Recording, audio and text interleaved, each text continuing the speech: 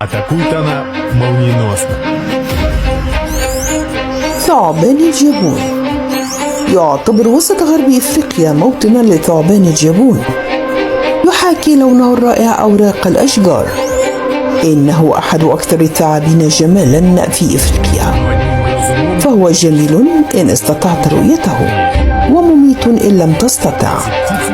يخفي رأسه المثلث أكثر من 4 سنتيمترات من الأنياب الطويلة، وهي إحدى أطول الأنياب لدى الثعابين.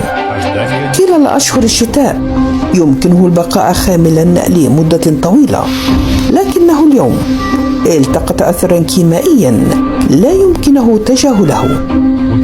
مع توسع المستوطنات البشرية في المناطق البرية يزداد تواجد مخلوقات أخرى، بعض الآفات كالجرذان والفئران، وهذا يناسب ثعبان الجابون كثيرا.